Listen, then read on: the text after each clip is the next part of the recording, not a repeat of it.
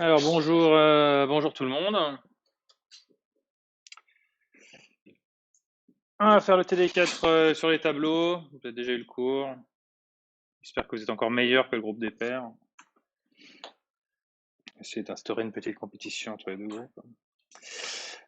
Donc, si vous êtes sur le chat, vous n'hésitez pas à poser des questions. Je l'ai sous les yeux, donc il y a peut-être un léger décalage, mais a priori, je pourrais les avoir. Donc, on va commencer a priori par l'exercice 27. On va faire 27-28, ensuite, je crois, c'est 30-31, quelque chose comme ça.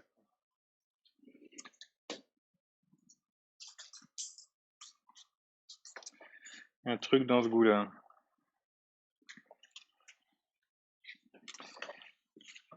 Évidemment, vous avez tous préparé les exos avant, ça nous permettra d'aller plus vite.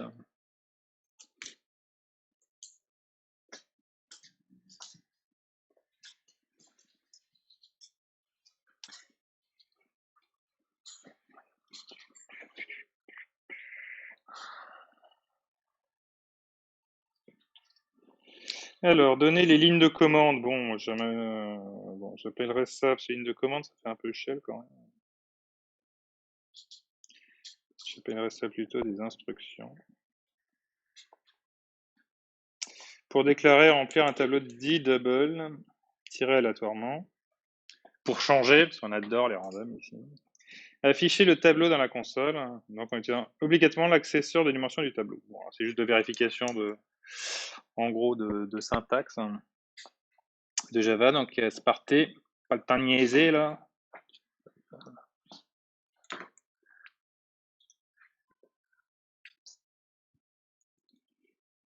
Si vous séchez déjà sur ça, on est mal barré pour la TP sur le tableau, là.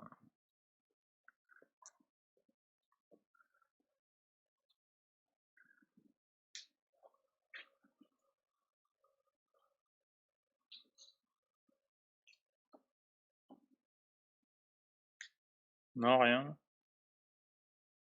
C'est pas déclarer un tableau. Je sais pas. Si vous savez vraiment rien faire, faites-le en C, puis comme ça on verra un peu la différence, quoi. Si vous reste un petit peu de C de l'an dernier,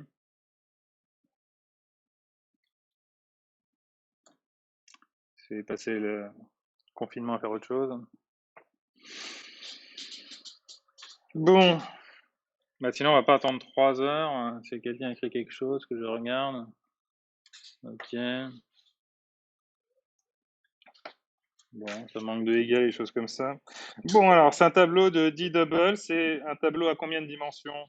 Donc c'est exo 27, 27, 1. Pardon, je vais faire en bleu.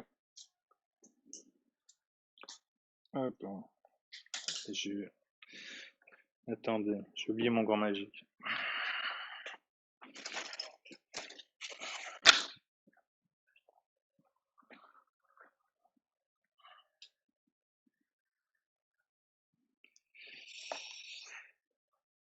Alors, exo 27, on fait le 27.1. Alors, on va déclarer D-double. Alors, c'est quoi le type de ce truc-là? Ça va? Alors, double, le type, c'est... Le type d'un tableau à une seule dimension de double, c'est crochet, crochet, exactement. Je te félicite. Bon, maintenant, il faut lui trouver un nom. Tab, comme c'est original, égale... Bon, bah, alors les tableaux, c'est des objets, hein. Un peu particuliers, mais quand même, c'est des sortes d'objets. Donc, on les crée avec un new. Et donc là, la syntaxe, c'est new double de... On en veut combien? 10. Ben voilà, c'est parti. Hop.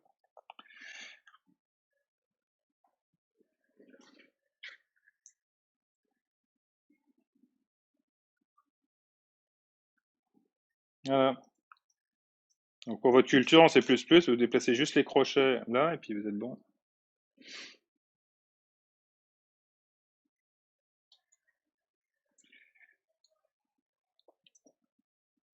Alors, il y avait une autre question. Alors, il faut les remplir le tableau aléatoirement. Donc, c'est là qu'on va faire une boucle. Alors là, j'écris évidemment en dehors d'une méthode, hein. Donc, normalement, ça est censé être être écrit dans une méthode. Ou, enfin, autrement dit, une fonction. Mais bon, là, on nous demande juste les différentes lignes. Donc là, on a besoin d'un entier. Ben, on va le déclarer en même temps que la boucle. Donc, on va faire une boucle for et on doit rentrer les 10, quoi. Donc, int i égale 0. Tant que i est strictement inférieur à 10. J'ai des doubles points. Hein. Hop. Virgule, plus i. Hop. Donc ça va bien compter de i qui va aller de 0 à 9. Et qu'est-ce que je fais? Il va falloir l'initialiser aléatoirement. Donc, tab de i. C'est de quel type tab de i? C'est un tableau de double. Tab de i, c'est un double tout simplement. Donc c'est un type simple. Hein. Donc on va initialiser avec mathRandom, désormais votre fonction de bibliothèque préférée. Comme ça. Voilà. Et puis bon, si vous voulez pas vous tromper, hein, vous mettez les accolades, hein, c'est gratuit, hein, comme ça vous. C'était facultatif, mais pourquoi pas. Quoi. Oui. Est-ce qu'il y a une fonction qui permet d'avoir la taille d'un tableau? Oui, c'est une bonne remarque. Hein. Donc effectivement, on va changer ça pour faire ça un peu plus général. C'est-à-dire qu'effectivement, au lieu de marquer 10, qui est la bonne valeur ici dans ce cas-là, quoi, on va essayer d'écrire la boucle de manière un peu plus générale qui pourrait s'adapter à n'importe quel tableau. Donc dans ce cas-là, je vais effacer le 10 ici. Et je vais le remplacer par, effectivement, alors tu me demandes s'il y a une méthode qui permet d'accéder à ta taille du tableau. Alors c'est pas vraiment une méthode, c'est juste un des attributs de l'objet tableau. C'est tab. Quelqu'un sait? Point length. Donc c'était une question rhétorique parce qu'en réalité tu connaissais la réponse. Non, c'est les tableaux n'ont pas de taille. Ah, strlen. C'est juste pour les chaînes de caractères, hein, c'est pas pour les tableaux. Donc je vais le réécrire à côté bien comme il faut, hein, parce que peut-être pas très lisible. Tab.length,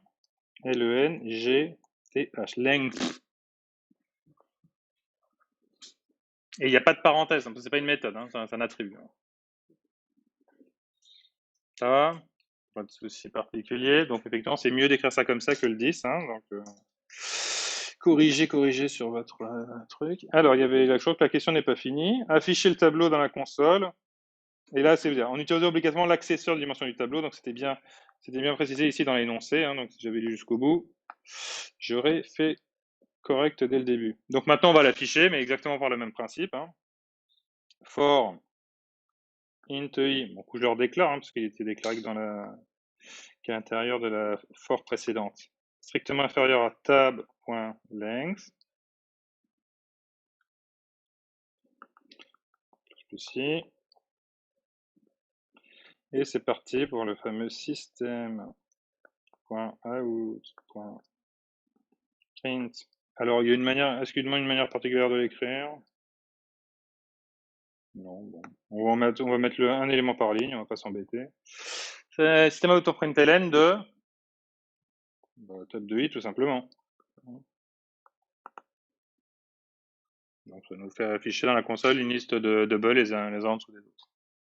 Je ferme la collade. Attends, je vérifie maintenant si j'ai des erreurs ou pas. Ça n'a pas l'air. Donc voilà, donc là, en gros, on est pareil pour tout le TD, hein, parce qu'on a revu la syntaxe pour déclarer un tableau, donc on est à peu près tranquille. Maintenant, c'est de la révision. En supposant qu'une classe point existe, déclarer, remplir et afficher un tableau contenant 10 instances de points. Alors c'est parti, on fait ça en 2 secondes. Voilà, 27.2.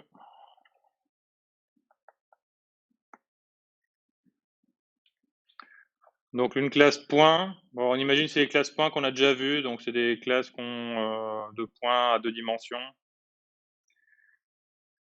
On imagine qu'il y a un constructeur qui prend 2 doubles pour construire les coordonnées du point. Enfin, le point avec les coordonnées des 2 doubles, on va faire comme ça. Et puis, On va les initialiser aléatoirement, puisque ça a l'air d'être la mode.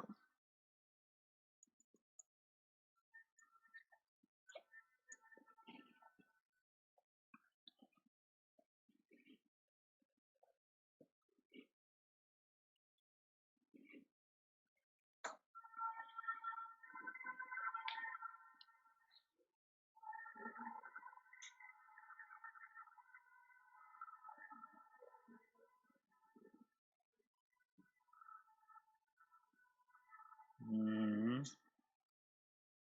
Mais c'est pas bon, là, c'est un tableau de points, là, tu crées qu'un... Ah si, tu fais plusieurs points, d'accord, c'est bon. Je crois que c'était des parenthèses. Il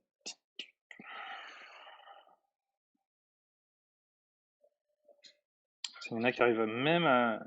Ils réussissent à arriver en retard, même à distance, c'est quand même ouf, quoi. Peut-être qu'on vous a lâché trop tard pour le truc précédent.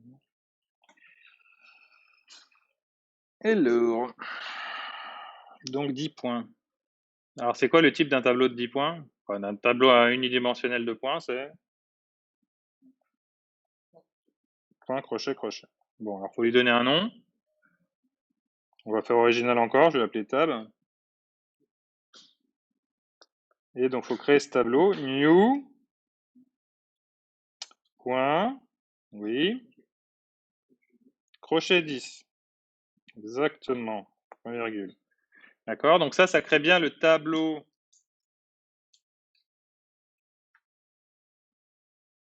Ah, on va changer de couleur, c'est plus cool.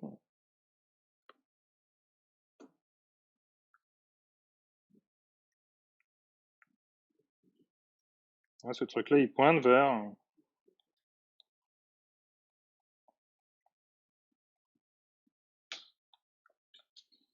un tableau de 10 cases comme ça. Et il y a quoi dans ces 10 cases? Des points. Un peu dégénéré quand même. Des. Parle plus fort, s'il te plaît. Parce que j'ai ça dans l'oreille et en plus, toi, t'as un masque. Donc, de... D'objets. Ouais, mais alors oui, mais enfin, ça paraît un petit peu dégénéré les objets quand même. Alors on me dit point, Django me dit point, ben non, je suis toujours pas d'accord. Bon, dans les cases, il y a des points, mais ils valent combien ces points?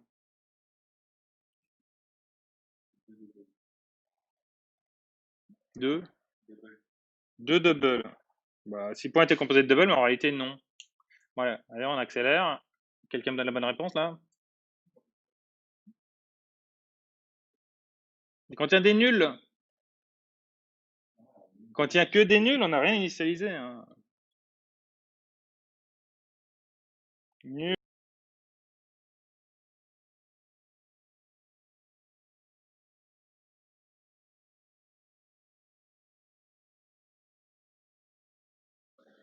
J'ai eu temporairement une coupure de micro.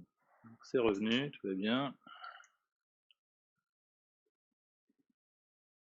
Ok, donc maintenant c'est bon, on m'entend. Voilà. Alors en Java, c'est pas. Qu'est-ce qu'il me reste? Le Java, c'est pas un langage fini, ça? C'est Sharp. Non, mais écoute, ouais, c'est gentil, mais bon, a priori, on est obligé de faire du Java, donc on en fait. C'est ça le programme, mais si tu veux, on va pouvoir faire un petit peu du C++, quoi, qui est quand même un vrai langage. Le C Sharp, c'est un peu naze, ça utilise que sous Windows, quoi. Mais bon, les vrais, à mon avis, font du C++. Bon, bref, on arrête de troller et on continue l'exo.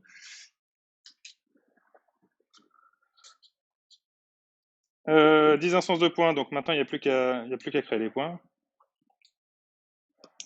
Alors, sporting, i égale 0, i inférieur à... Allez, s'active. Oui, tab.length, exactement. Une petite voix dans ma tête qui vient de me le dire. Plus i. Mais vraiment, les trucs de troll, pourquoi utiliser Java quand on peut faire du C Sharp, c'est vraiment, enfin, si tu sais programmer dans un langage, c'est programmer dans tous, hein. A priori, si vraiment on en est encore là, c'est qu'il y a encore du progrès à faire en programmation. Voilà, hop, ça c'est fait. Donc on va initialiser chaque machin. Tab de i. Hop, et on va créer un new point. Puis comme c'est la mode dans Studio d'initialiser avec des trucs aléatoires, bon, c'est parti, on va faire des maths random quoi. Ce qui n'était pas vraiment demandé dans l'énoncé. Hein. Mais bon.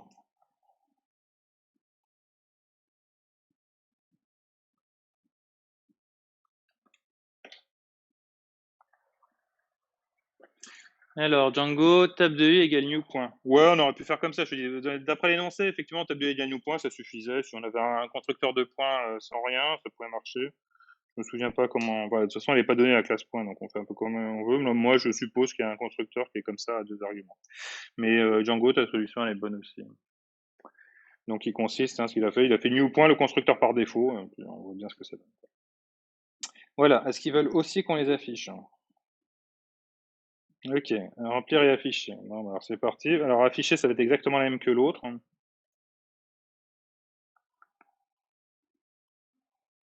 Donc j'ai juste écrit idem que 27.1. Donc c'est exactement la même, faites exactement la même suite d'instructions. Hein, et a priori, vous n'avez même pas besoin de marquer tout string, hein, ça marchera pareil. Pas besoin d'accolade. Ouais, c'est ce que j'ai dit tout à l'heure. Les accolades, c'est pas nécessaire quand il n'y a qu'une seule instruction. Moi, je les mets systématiquement, comme ça, si un peu plus tard, je me rends compte que j'ai envie de rajouter une deuxième instruction, du coup, les accolades sont déjà là. Mais bon, ça c'est juste une histoire de chacun fait un peu comme il veut.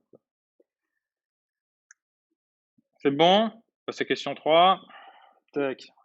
Quel est l'affichage qui correspond aux lignes suivantes?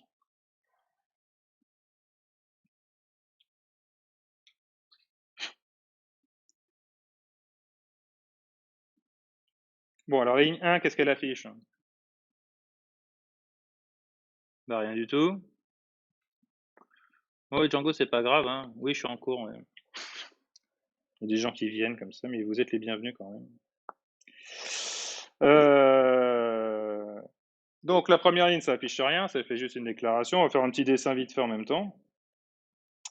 Donc, T1, qui est un int bidule là, tableau de int T1, il pointe vers un machin qui est avec un 2, 3.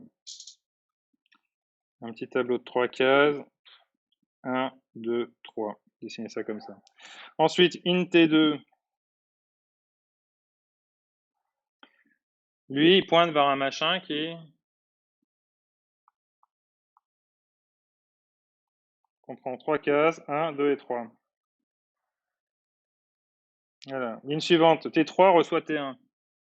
Donc T3, c'est encore une autre variable, T3. Elle reçoit T1. Combien vaut T1? T1, il vaut ce qui est au bout de la flèche. Donc il vaut l'adresse de ce machin-là. Donc si T3 redoit l'adresse de ce machin-là, ça veut dire que je copie la flèche. Pour copier la flèche, vous copiez juste son extrémité. Hein. Donc lui, il va... Bon, je vais faire passer par derrière. Lui, il pointe vers ce tableau-là. Du coup, résultat des courses, qu'est-ce que ça affiche, ça? T1 égale T2.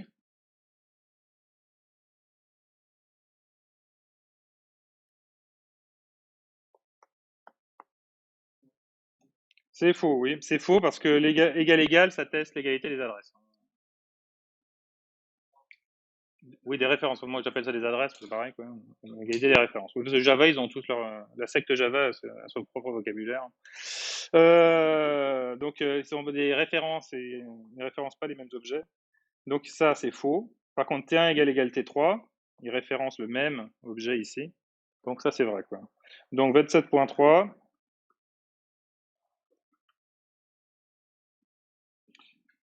Qu'est-ce que ça affiche? True et false. Non, c'était le contraire. Ça affiche false et suivi de true.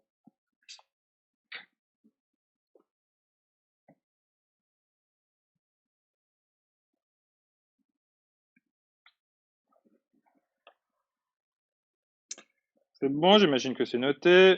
Hop, exercice 28.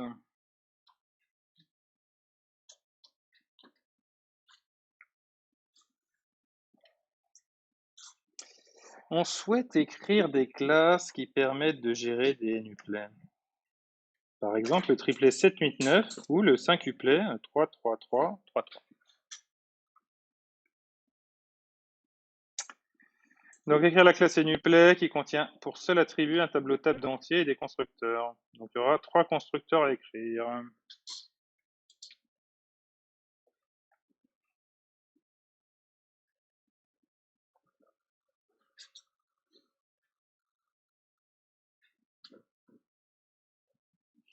Donc, un constructeur qui prend qu'un seul paramètre, qui sera le nom, la taille du tableau qu'on veut. Un deuxième constructeur, on lui donnera la taille, à la fois la taille et un entier qui sera la valeur commune à toutes les cases. Donc c'est des tableaux d'entiers. Hein. Donc c'est pas des nuplets quelconques, c'est des nuplets d'entiers. Hein. A priori, enfin c'est pas écrit comme ça. Si c'est un tableau d'entier, c'est bien écrit là. C'est bien écrit tableau d'entier. Donc ça, ces deux-là, je viens d'en parler. Et un nuplet avec trois entiers qui crée le triplet. Quoi. Bon, voilà. C'est parti, c'est même déjà fini, j'imagine.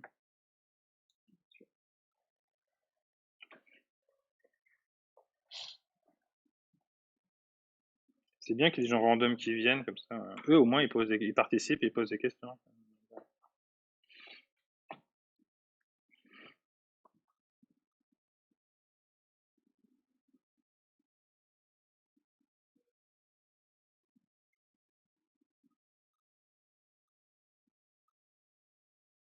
Allez, allez.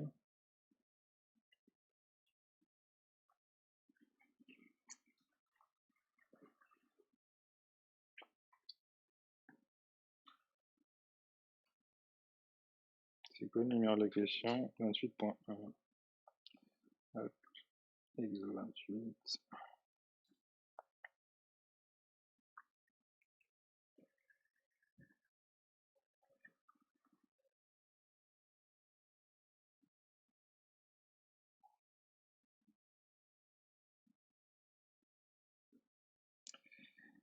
Bon, comme je m'ennuie, je vais commencer à écrire. Hein. Classe, elle s'appelle NuPlay avec un N majuscule et un U majuscule. Ouais, c'est vrai que c'est très verbeux Java. Chaque fois, j'oublie. Puis là, il veut plus effacer. Blanco. Hop. Allez, c'est parti. Public. Classe. NuPlay. C'est parti. Alors, il va avoir comme unique attribut un attribut privé, parce qu'ici, dans ce PUE, on aura pratiquement que des attributs privés. Private, son type, c'est un tableau d'entier, donc int, crochet, crochet, c'est un tableau d'une seule dimension, et il faut lui donner un petit nom. Et on a suggéré de l'appeler tab, comme c'est original. Hop. Bon, évidemment, je ne peux pas directement l'initialiser, lui donner une valeur par défaut. Hein. Parce que, a priori, dans cette classe-là de NuPlay, c'est complètement variable. Quoi. Et puis, je ne sais plus si le constructeur par défaut, bon, bref, on ne le fait pas, ça sert à rien. Premier constructeur, donc le constructeur, il a toujours le nom. On va le mettre public. Il a toujours le nom de la classe. Et il n'a pas de type de retour. Donc, j'écris directement NuPlay. Alors, le premier, c'est un qui prenait un entier n, qui est la taille du tableau qu'on veut. Donc, qu'est-ce qu'on fait? On va, a priori, là, quand le constructeur a appelé, pour l'instant, tab, par défaut, il est à nul. Donc, il va falloir changer ça et l'initialiser en faisant une allocation mémoire. Donc, tab égale new int de combien? New int de n. Voilà. Donc, ça va créer un tableau à n dimensions. Et a priori, il y aura quoi dans ce tableau? Oui. Non, ça peut pas être nul parce que int, c'est pas des objets. Donc, il n'y a que des zéros, oui. D'accord? Parce que là, c'est des int, c'est pas un tableau de points. Tout à l'heure, c'était des points, donc c'était des objets, donc c'est vrai qu'ils étaient nuls.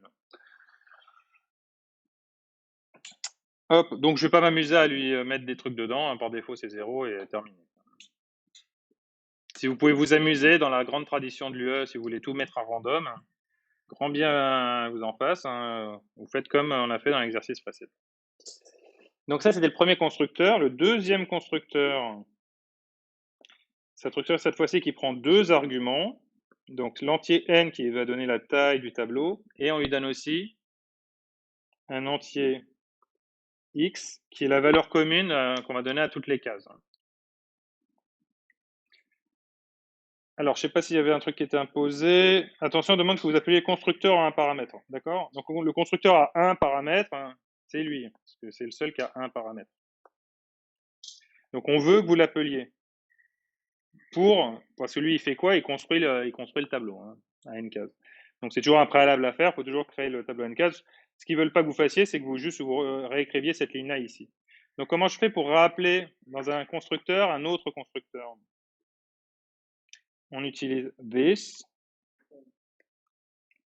et on ouvre une parenthèse et on met les paramètres qu'on veut. Donc, si on veut appeler le constructeur un paramètre, on écrit un seul paramètre et puis on le met du bon type, c'est-à-dire un entier.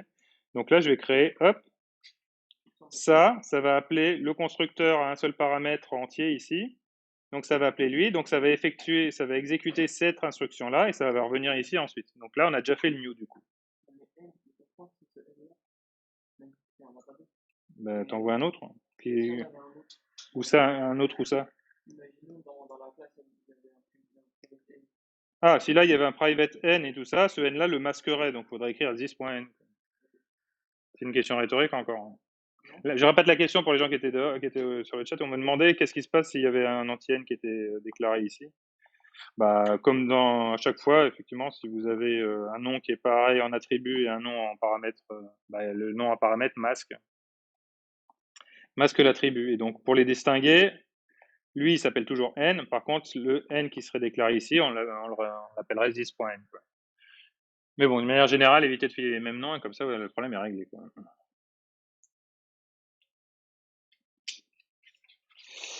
Alors, donc là, le tableau est créé, et maintenant, il faut le remplir avec, a priori, que des x. Donc, c'est parti. Pour i égale 0, tant que i est strictement inférieur à n, oui. Bon, on va prendre l'habitude d'écrire targ.length juste pour se dire qu'en général, ça sera ça. Mais n, c'est tout à fait correct aussi. Plus i.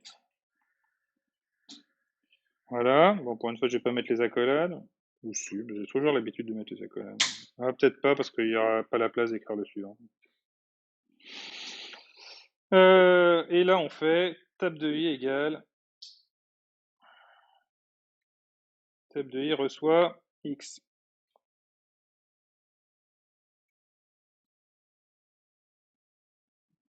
Paf, je ferme l'accolade ici.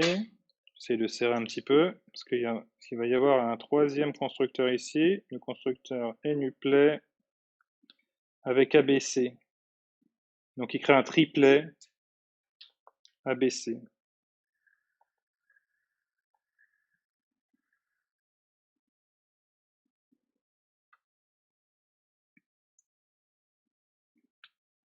Alors comme d'habitude, on vous demande d'appeler, à chaque fois, on vous demande d'attribuer le constructeur. Attention, on demande que vous appuyez le constructeur à un paramètre. C'est dommage quand même, quoi. Parce que j'aurais quand même bien aimé écrire directement tab égale new int accolade a,b,c. Ça aurait été sympa d'écrire ça. Alors je sais pas, à vérifier. C'est un petit exercice à faire. Ou égal directement a,b,c. Ah ouais, on pourrait faire ça directement aussi. Mais ça existe aussi d'écrire new int entre accolade. Donc je pense qu'il prend aussi les valeurs. Mais là, on n'a pas le droit de le faire. Donc c'est comme ça. L'exercice dit comme ça, on s'exécute. Donc on va refaire un v de n. De 3, excuse-moi. Oui. Voilà, on suit. C'est bien. Et ensuite, on va renseigner ces 3 valeurs. Donc ça va être tab de 0 reçoit A. Bon, exceptionnellement, je vais tout écrire sur la même ligne, parce que j'ai pas la place. Tab de 1, crochet, égale B, point virgule. Tab, crochet 2, reçoit C, point virgule. Hop, terminé.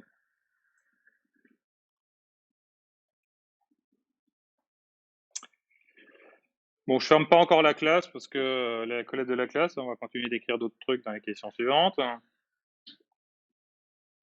Je pense que là, c'est bon.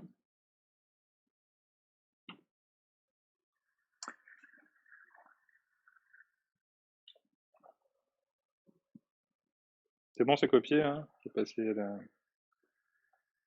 question suivante. Alors, on suppose qu'on est dans une méthode main, donner l'instruction pour créer le singuplet 3333 et le triplet 789. Bon, il y a deux instructions à écrire. On imagine qu'on est dans le main, donc comme c'est juste de l'imagination, on suppose. Donc on n'écrira pas le int main, c'est pas la peine. On va juste supposer. Alors c'est l'exercice 28, 2.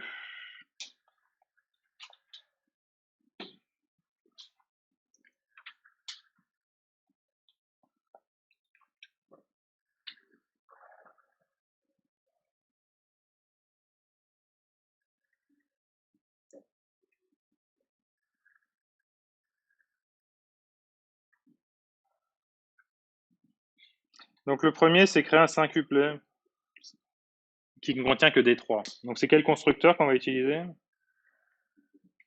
C'est le deuxième, celui-là, où on va lui mettre ici, on va dire que c'est de taille 5, et puis là, on va dire qu'on veut des 3. Donc c'est parti. Alors son type, c'est NUPLAY.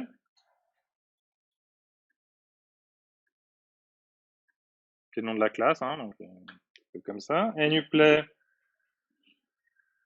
je vais l'appeler NUP. Reçoit. Et donc là, il faut que je crée ce NUPLAY, donc ça va être forcément new NUPLAY.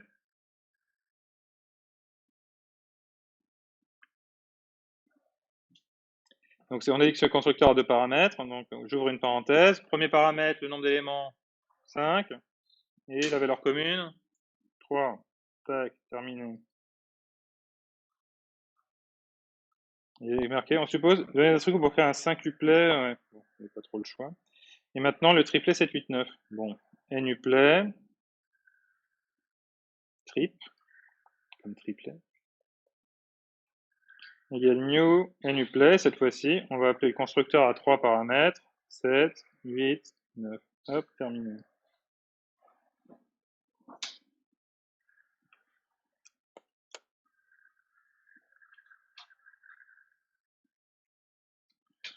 Donc ça va, pas de difficulté. Tac, on passe, 28.3. Ajouter à la classe NUPLAY les méthodes suivantes. ToString et la somme. Bon, alors le plus simple dans les deux, c'est la somme quand même, hein. Je propose qu'on fasse la somme en premier, parce que c'est plus simple. Et après, on fera la méthode ToString. 28.3. Donc elle est toujours dans la classe, hein. Donc somme, donc elle va être encore publique celle-là. Elle s'appelle somme, elle renvoie quoi comme type? Un entier, parce qu'on additionne des entiers. Et elle prend quoi comme paramètre? Rien du tout, hein. On a déjà le this qui est déjà comme paramètre implicite, qui est déjà l'objet sur lequel on va faire point somme. Donc il n'y a pas besoin de plus. Alors, qu'est-ce que vous proposez?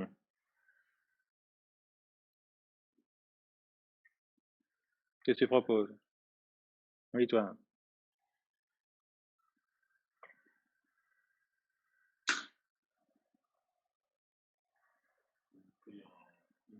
Voilà, on déclare un entier qu'on appelle S par exemple, et on initialise à 0, qui est une valeur intéressante pour les sommes, hein. Les sommes de rien du tout, c'est 0. Et c'est parti, on va parcourir tous les éléments du tableau, avec toujours la même boucle. Tant que i, enfin pardon, n'importe quoi, pour i égale 0, tant que i est strictement inférieur à Donc c'est là qu'on voit l'intérêt d'utiliser tab.next. Parce que là, on ne sait pas a priori quelle est la longueur du tableau. Alors, petite remarque, ici, il s'appelle tab parce qu'on l'a appelé tab. Mais les tableaux, ils ne s'appellent pas tout le temps tab. Méfiez-vous, parce qu'à force avec l'habitude d'écrire tout le temps tab, là, vous risquez d'écrire tab tout le temps. Donc là, c'est tab parce que dans la classe ici, parce que là, j'ai mis tab. Si j'avais mis Pikachu, il aurait fallu mettre Pikachu.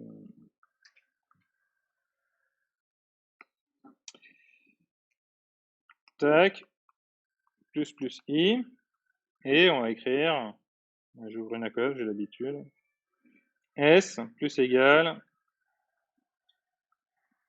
oui, je l'ai entendu, tab de i, non, c'est pas vrai, j'ai rien entendu.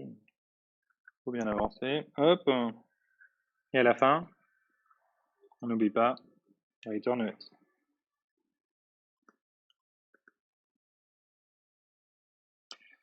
Est-ce que j'ai un deuxième? Non, j'ai même pas la place.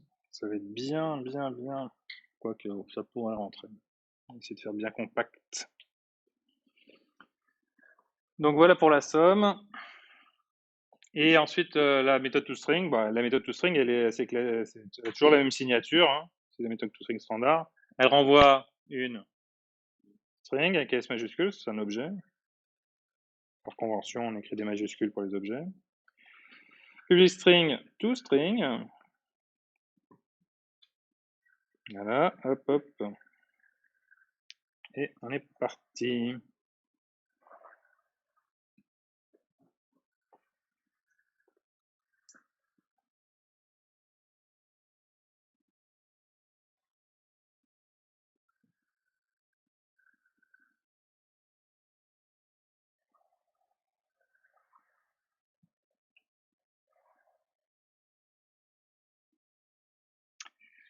Bon, alors, quel est le format qui nous impose?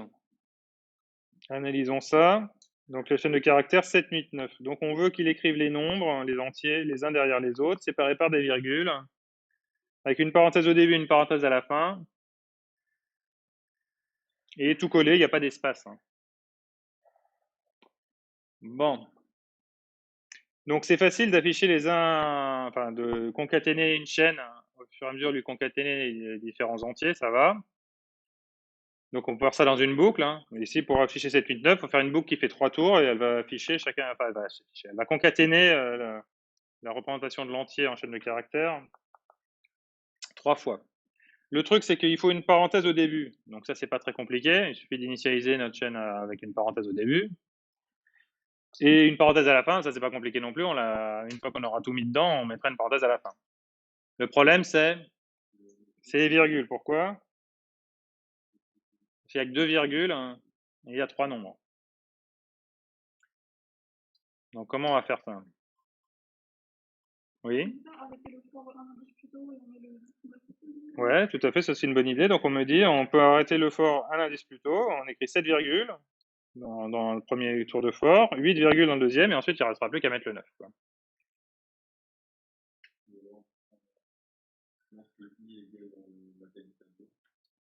Ouais. On peut faire un test aussi quand on arrive à la dernière case, ne pas afficher la virgule, donc c'est une autre possibilité. Le problème avec la solution qui est une bonne idée qu'on vient de me proposer juste avant, c'est que ça va se terminer par une virgule si on s'arrête un avant, mais s'il n'y a rien dans le tableau, si le truc est vide, est-ce que ça ira quand même? Oui, bon, ça ira. S'il y a un seul élément dans le tableau, ouais, non, ça ira quand même. Ouais, on va s'arrêter un cran plus tôt. Ouais, on va faire ça. Mais je préfère. Il y avait l'autre possibilité. Moi, c'est celle qui est ma préférence à chaque fois. Moi, j'affiche le premier élément et ensuite je mets les virgules trucs derrière, quoi. Mais a priori, ta solution, a priori, elle marche aussi, sans problème. Ah ben si, il y a un problème, c'est que si on affiche s'il y a qu'un seul, non, si on a non, non, mais bon, on va faire comme ça. On va faire comme tu dis. Je m'adapte à ce qu'on me propose. Alors, on va prendre une string.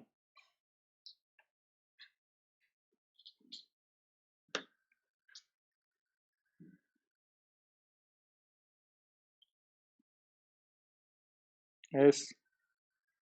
Qu'est-ce qu'on lui fait?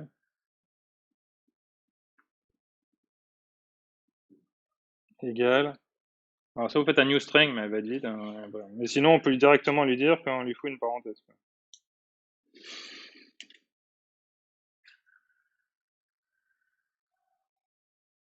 Ensuite, comme on m'a dit, pour i égale 0, tant que i est strictement inférieur à tab.length, là, moins 1, d'après ce que tu m'as dit, tout à fait. Ah, le int, oui. Le déclaré, tu veux dire. Tout à fait. C'est encore une question rhétorique. Tout simplement, c'est une manière que je me suis planté. Alors, int i égale 0, i inférieur à tab.length moins 1, plus Lucie.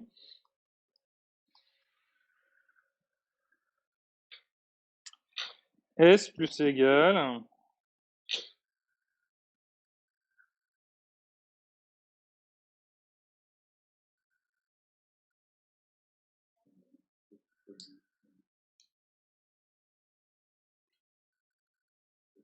tab de i.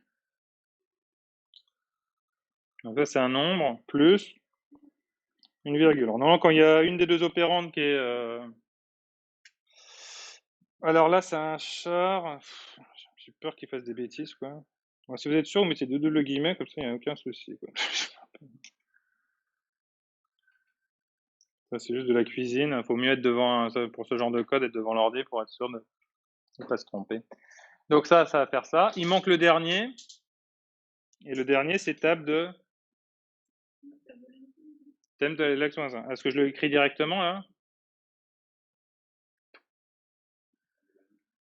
Oui, elle est fermée, j'ai pas mis la colle. Là. Parce que là, je suis un peu limite niveau place, là.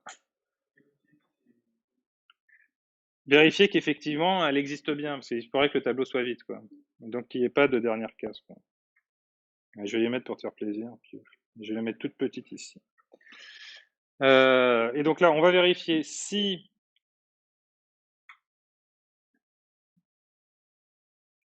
tab.length est strictement positive. Pareil. On m'a dit différentes zéros, c'est pareil. À ce moment-là, on va faire S plus égal le tab de qui manque, tab de c'est tab de tab.length, comme tu m'as dit tout à l'heure, moins 1. Ça, c'est la dernière case. Quoi. Et là, on est sûr qu'il y en a au moins une, parce que le tableau a au moins une case. Quoi. Donc, je concatène le dernier. Une fois que j'ai terminé ce if, S plus égal la parenthèse qui restait, et return S. Voilà. C'est écrit tout petit, mais après rien n'est bon.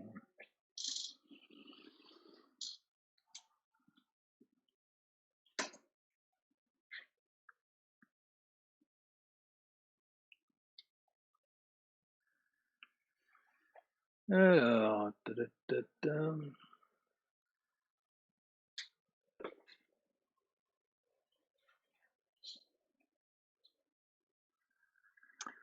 donc c'est bon pour la question 28.3. Je vous laisse le temps de recopier si vous n'avez pas encore fini. Évidemment, ceux qui ont des ordi, vous avez tout directement tapé dans votre éditeur, vous avez compilé pour vérifier que ça marche. Hein. Non. Ça pourrait être utile, hein, comme ça. On pourrait voir tout de suite les petites erreurs. Tu vois mieux ici. Avec le décalage du stream, tu auras 1 seconde de plus pour en copier. Alors, je vois plus personne copier, c'est bon. Ok, question suivante. Alors, oui. Alors, qu'est-ce qui se passe si la taille du tableau, elle vaut 1? Alors, il met la première parenthèse. Ici, pour i égale 0, tant que i est fait égal. Donc, sa taille, c'est 1. 1 moins 1, ça fait 0. Tant que i est strictement inférieur à 0. Donc, en fait, il ne rentre jamais dans la boucle. Ensuite, comme la taille vaut 1, il rentre dans ce if. Donc, il concatène le nombre. Il rajoute la parenthèse. Il retourne. Donc, c'est parenthèse, le nombre, parenthèse. Alors, si on a un tableau de 2, on va regarder ce qui se passe. On a un tableau de 2, il va faire une parenthèse. Il va partir ici pour égal 0 tant que i est inférieur à 1, strictement. Donc, il va afficher que la première case suivie d'une virgule. Ensuite, là, comme le tableau a au moins une case, il va afficher il va concaténer la dernière case. Et il va terminer avec la parenthèse. Donc, ça marche aussi avec 2.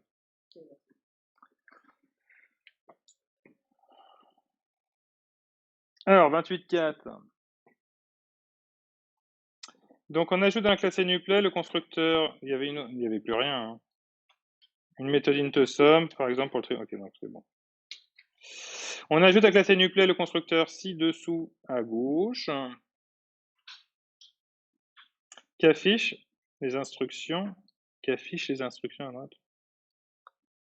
Qui affiche les instructions à droite.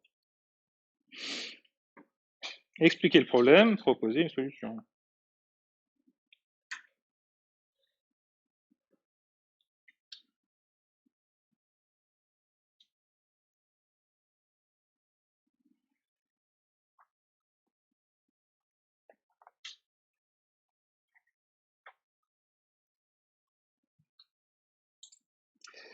Et alors, qu'est-ce que ça fait? Donc, on ajoute le constructeur suivant. Donc, c'est un constructeur, on lui balance, il y aurait un tableau d'entier, et il fait this.tab égale tab.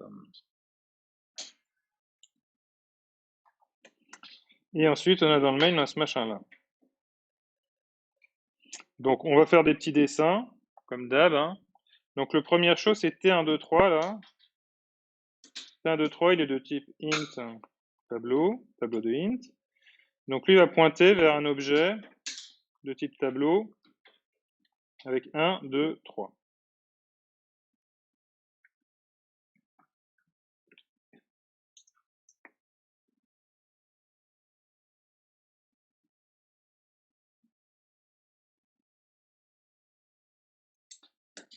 Ensuite, on a un NuPlay U3.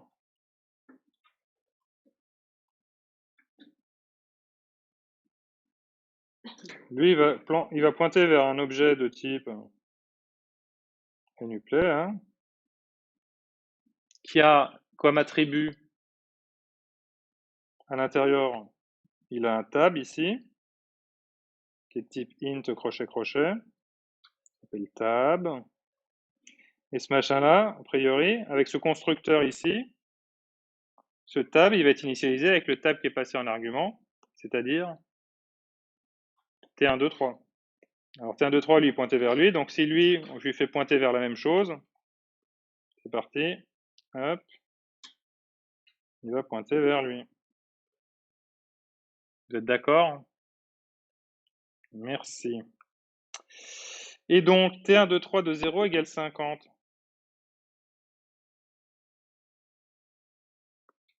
T1, 2, 3, c'est lui. Crochet 0, c'est cette case-là. Égale 50. Piouf, maintenant c'est 50 ici.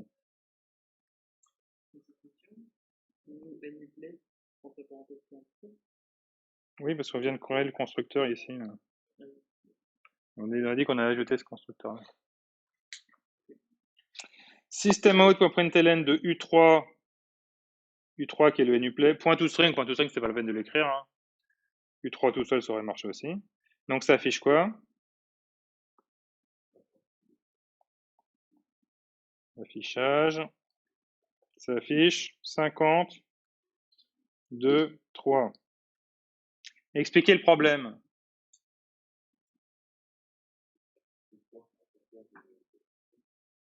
Ouais, ils pointent vers la même chose, ils partagent le même tableau, quoi. Bon, je sais pas en quoi c'est un problème, parce que les gens ont voulu le faire comme ça. Mais bon, on pourrait dire qu'en général, c'est pas un truc qui est vraiment souhaité, parce que en général, quand on a un constructeur, c'est même pas un constructeur de copie, peut-être qu'ils voulaient faire ça comme ça, hein, mais bon, comme il n'y a pas de spécification.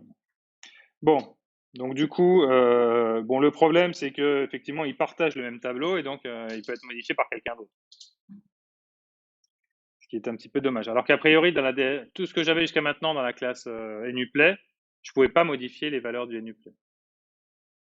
J'avais aucun moyen de le faire. J'avais pas, comme il était private tab, je pouvais pas y accéder à l'extérieur. Donc tout était bien encapsulé. Donc là, faire un truc comme ça casse un peu l'encapsulation, hein, puisque maintenant, je peux effectivement modifier mon objet de type NuPlay via une autre référence, hein, qui est extérieure, quoi. Donc, ça, c'est une copie superficielle. On va essayer de la transformer en une copie profonde. Donc, c'est parti, on va faire ça. Donc, au lieu de copier le tableau, on va créer un nouveau tableau et copier son contenu à l'intérieur. Alors, ça s'appelle comment ce truc? NuPlay, c'est le constructeur avec un int tab.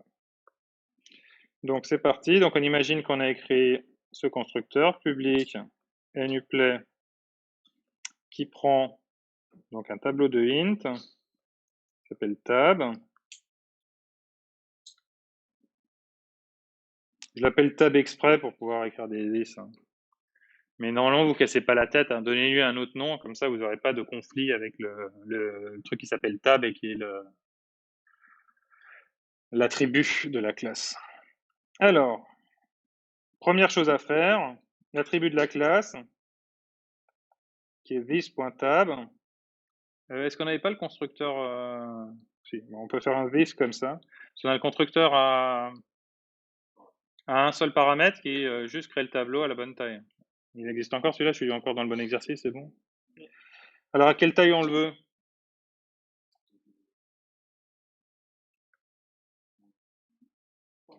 Length, oui, c'est ça. Hop, donc là, maintenant mon tableau est à la bonne taille. Et ensuite, bah, c'est parti, for int i égale 0, tant que i est strictement inférieur à tab.length, plus i.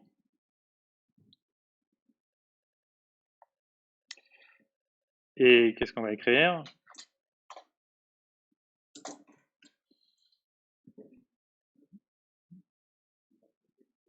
Oui, on va copier case par case, donc je t'écoute.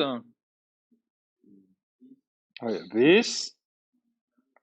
this.tab, hein, très important, si on met pas le this devant, on est en train de parler de lui, mais c'est pas dans lui qu'on veut changer. C'est dans le tab de mon objet courant, quoi.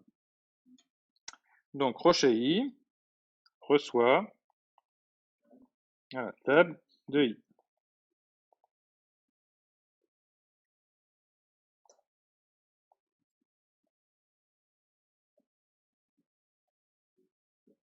Ouais. Les tableaux, est-ce qu'ils ont une méthode clone? J'en sais rien, tu vérifieras. Sinon, oui, je vois de où tu veux en venir. Effectivement, ça aurait été peut-être plus rapide. Je sais pas, c'est un peu bizarre ces méthodes clones. Genre, c'est censé faire partie du langage en même temps, alors que c'est des fonctions qui ont l'air totalement normales, quoi. Et qui font juste exactement la même chose que le constructeur de copie. À cela près que le constructeur de copie renvoie pas, mais pourquoi pas. Donc voilà, donc là on a fait bien une belle copie bien profonde. C'était le 28.4.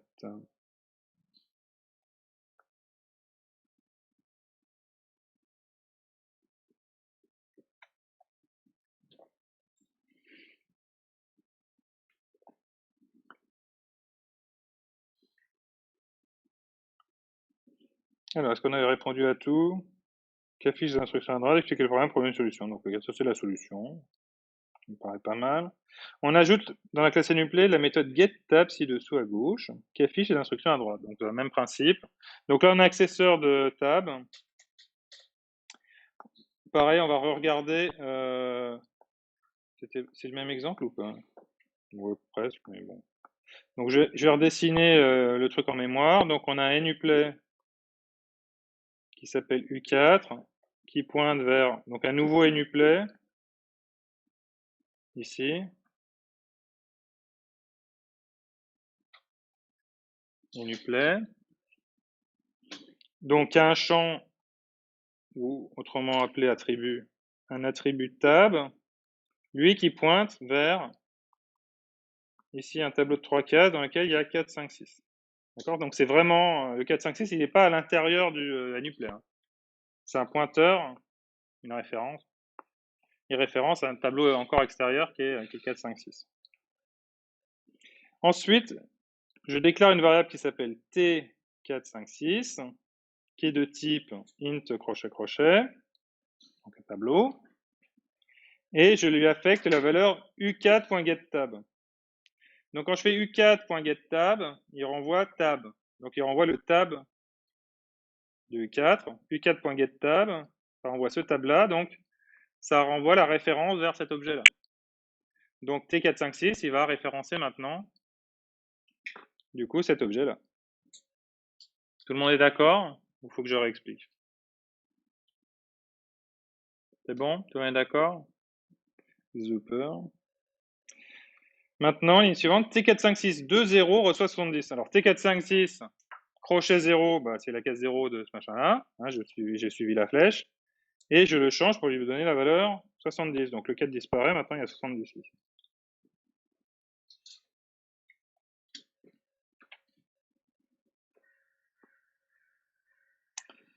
System.out.println de U4, .toString, mais même sans toString ça marchait aussi. Donc U4, j'appelle la méthode toString de U4. Donc il va afficher le contenu de ce tableau-là, qui est du coup effectivement le même. Et donc l'affichage, ça va être...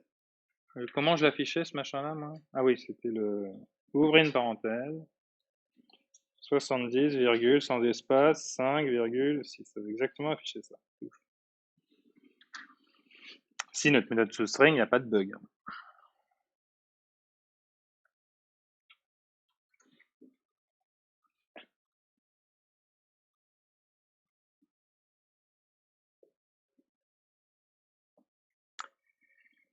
Expliquer le problème.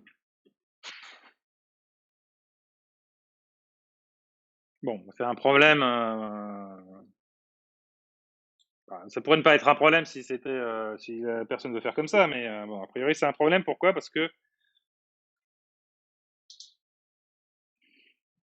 bon, cette fonction-là, elle donne full accès au tableau et après on peut faire ce qu'on veut avec le tableau, quoi. Donc après, on peut donner ce tableau à n'importe qui d'autre, quoi, qui va pouvoir le modifier, et ça modifiera notre objet. Donc ça veut dire qu'on peut modifier le machin à 2 endroits différents. En gros, c'est ça les problèmes qu'on a depuis le début, quoi. Qu'on essaie d'éviter, c'est de pouvoir modifier ces trucs à 2 endroits différents. À partir de... Enfin, du coup, notre classe qui s'appelle NuPlay, on perd un peu de contrôle, quoi. C'est qu'NuPlay, elle contrôle plus tout, puisqu'on peut lui balancer un tableau et après d'autres personnes peuvent modifier le tableau. Alors, comment corriger le problème?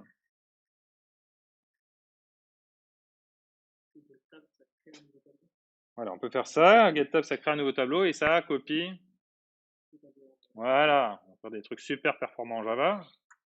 Est-ce que quelqu'un a une autre solution? Ah non, mais fais pas la tête. En fait, c'est ta solution qui est la bonne. C'est ta solution qui est la bonne, quoi. Bah non, parce qu'on peut pas faire autrement, quoi. Alors que si on utilise des vrais langages, comme le C ou le C++, on pourrait écrire const, int const, et voilà, c'est terminé, on n'a plus le droit de le modifier, quoi. Ouais, toujours moyen, mais a priori, on a écrit const, donc on est censé pas le faire, quoi.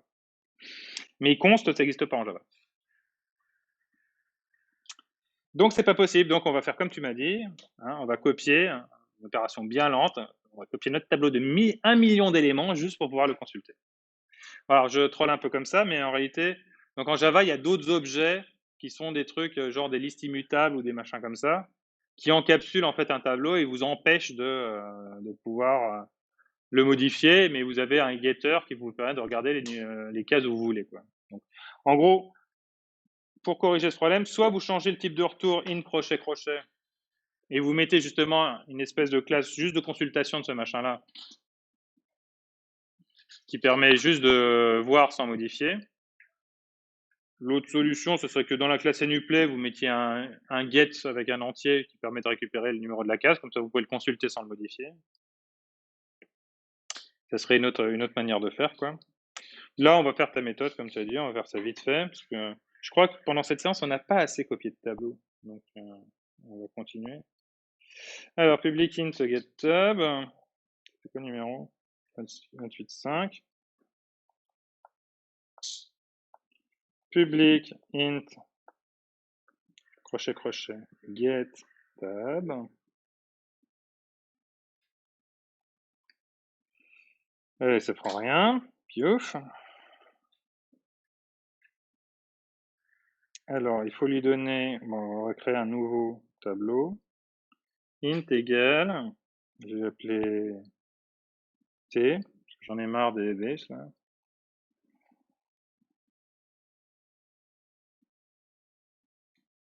Tu vous écoutes? New? Non, pas new tab, non. New int de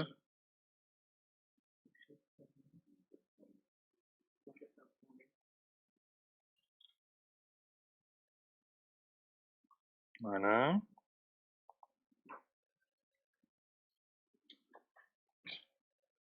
Je me demande s'il n'y a pas moyen d'écrire des trucs comme ça. Je demande de vérifier. Euh... Non, parce que je voudrais faire un truc comme ça, a priori, pour qu'il appelle le constructeur de copie du tableau, quoi. Un truc dans ce genre-là, quoi. Vous voyez,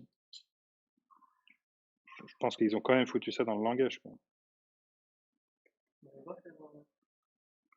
Bon, après, il va pas forcément faire la copie profonde, hein, mais... Ça n'existe pas comme en C, étoile, entre parenthèses, table 5, pour le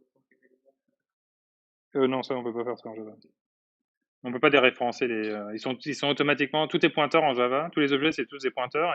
Et en fait, l'équivalent du point en Java, quand vous avez un objet quelconque, là, un objet Toto, en Java, vous faites point une méthode, ou si si les attributs n'étaient pas private, je rappelle que l'équivalent en C de la classe, c'est la struct, hein. Là, on met en private les attributs, mais là, si on a un Toto pointable ici, en fait, si on faisait ça en C, on aurait la Toto qui est de type struct bidule, quoi, et l'équivalent du point en Java, c'est la flèche en C. D'accord? Parce qu'en fait, en Java, tout est référence, tout est pointeur. Donc, à chaque fois que vous écrivez point, ça déréférence, ça fait l'équivalent de l'étoile, ça déréférence et ensuite ça accède à l'attribut. J'espère que je vais pouvoir tout effacer.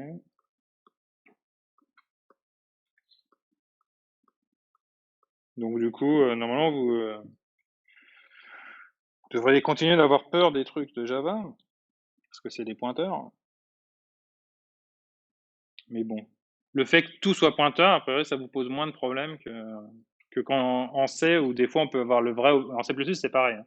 Vous pouvez avoir le vrai objet à vous, là. Vous pouvez juste avoir un pointeur vers cet objet. En Java, vous avez forcément que des pointeurs vers. Vous ne pouvez pas avoir les objets vraiment directement, quoi. Donc c'est plus simple. Et c'est moins efficace, du coup. Parce que là, dans mes tableaux, c'est que j'ai que des tableaux de pointeurs. Alors que en C, je peux avoir des tableaux, des vrais objets dedans, hein, où ils sont bien à cet endroit-là en mémoire. Bon, bref, je ferme la parenthèse. Donc là, j'ai créé le tableau. Donc maintenant, il n'y a plus qu'à le remplir. I égale 0, I inférieur à tab.length plus I. Hop. Et on va faire T de I reçoit. Il nous reste 40 minutes. T de I reçoit, blablabla, il s'appelle tab. Ouais. Reçoit tab de I. Voilà. Ouf, return T. Ah, donc je renvoie une copie. Et tout va bien.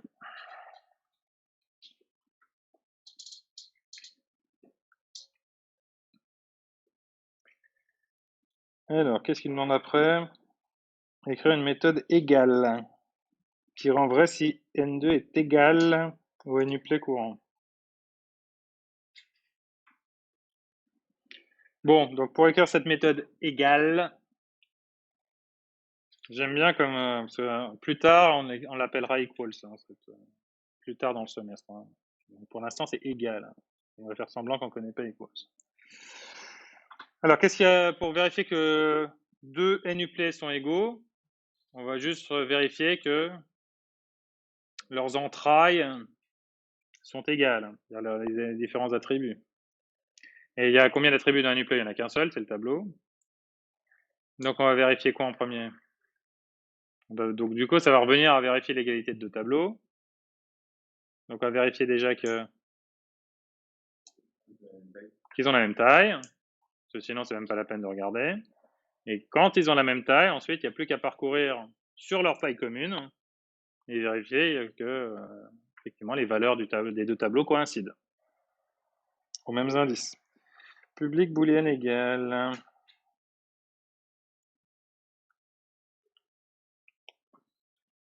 8, 6.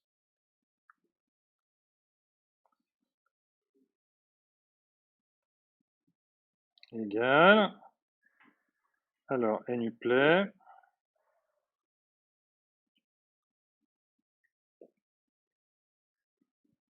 Ils l'ont appelé N2. N2. Je sais pas pourquoi. Mais c'est pas grave, hein, c'est pas très gênant. Alors, qu'est-ce qu'on a dit? Hop, tout de suite. Si, j'ai écrit quoi comme condition? Oui, this, mais là, il n'y a pas d'ambiguïté. Hein, donc, enfin, quand même, faut dire quand même le nom de l'attribut, quand même. Tab, hein, j'écris juste tab, j'aurais pu écrire this.tab. Hein. Mais tab tout seul, ça suffit. Si tab.length est... Ouais, alors s'ils sont égaux, oui, on peut faire dans ce sens-là. Mais moi, j'ai une préférence, je vais dire s'ils sont différents, et hop, je vais évacuer le problème. Hein. Ça m'évitera d'indenter un cran de trop, quoi. Et là, le deuxième tableau, c'est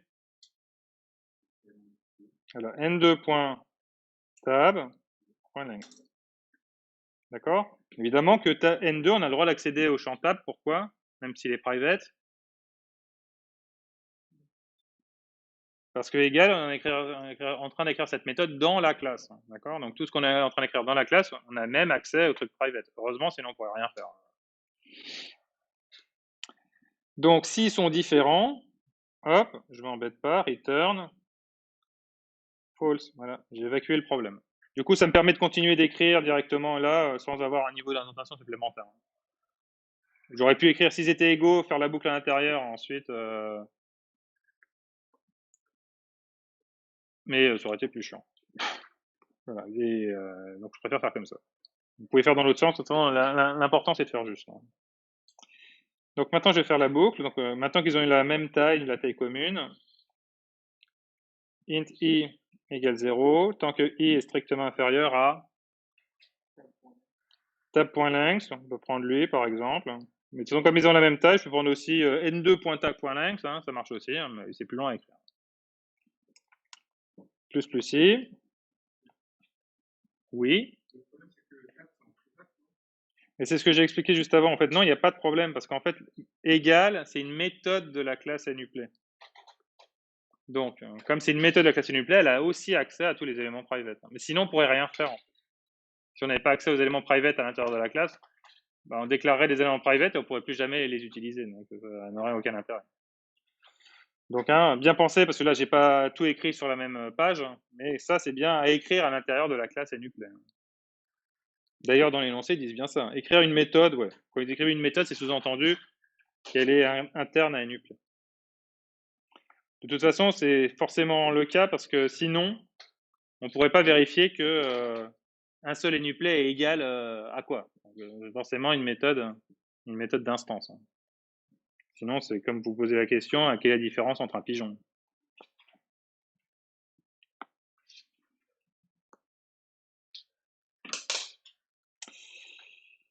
Et donc, on vérifie de quelle manière? Là, c'est de l'algo de base, on sait, là.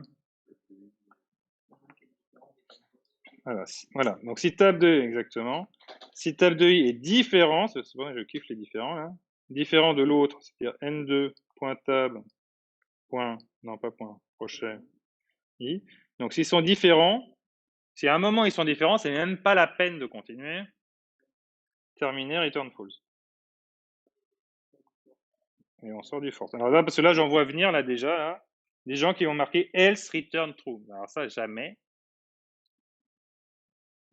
Bah, si vous mettez else return true, déjà dans votre boucle, elle sert à rien parce qu'il va jamais faire plus qu'un tour. Hein.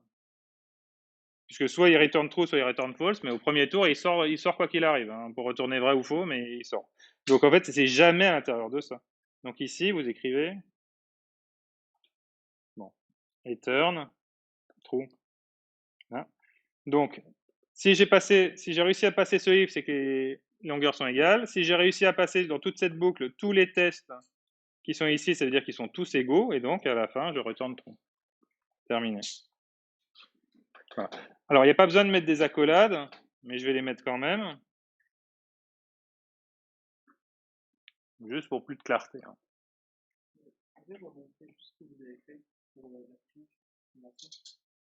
Alors, la question précédente, on me demande de la regarder. C'était ça?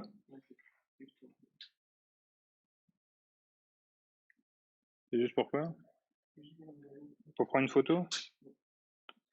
Okay. Ça me fait des vues en moins, c'est bon, ça va falloir retirer. Ça va? Pas de difficulté? Vous aviez déjà fait ça en C, brillamment. C'est l'égalité de deux tableaux. Ou de chaînes de caractères, c'est peut être le même principe. Alors, il nous reste un peu plus d'une demi-heure. On va peut-être pouvoir commencer l'exercice 32, c'est super. Ah ouais, et après, ouais. Il n'y en aura peut-être pas le temps de commencer le... Ah, peut-être triangle de Pascal. On va voir, j'aimerais bien commencer le triangle de Pascal quand même. Alors, c'est parti, faites les petits dessins là. Sur une classe truc, donner représentation mémoire correspondant au code existant. Vous m'avez vu ça faire au moins ça 2 fois. Donc faites-le là maintenant, là, vite fait. Hop, hop, hop. Vous écrivez les noms des variables, les petites flèches. Hein. Faites des petits carrés pour les objets. Vous mettez vers où ça pointe. Et on est bon.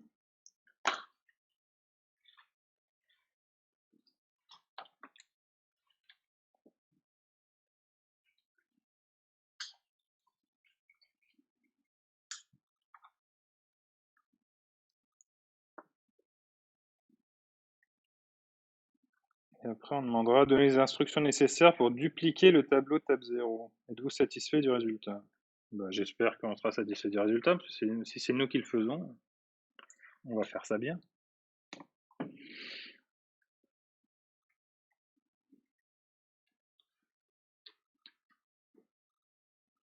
On n'est pas bavard dans le chat. Hein.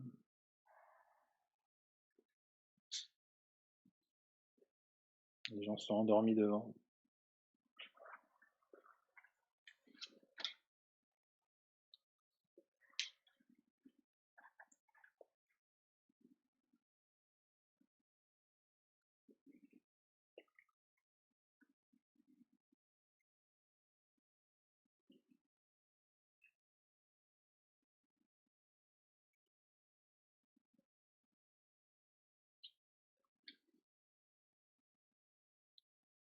Bon, j'attends encore un peu, même si je meurs d'envie de corriger déjà.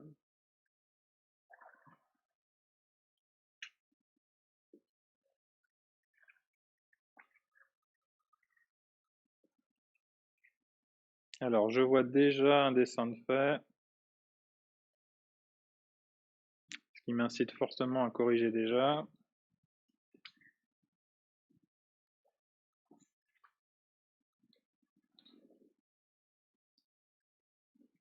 Alors, je vais prendre les lignes une par une. Hein. Je vais faire tout ce qu'il y a à faire une par une. Parce que je vois, il y en a qui travaillent en parallèle, font plusieurs trucs en parallèle. Alors, première chose, c'est que j'ai un truc O. New truc. Donc, hop. Quelque part, il y a un objet truc ici. Hein. Je sais pas ce qu'il y a dedans.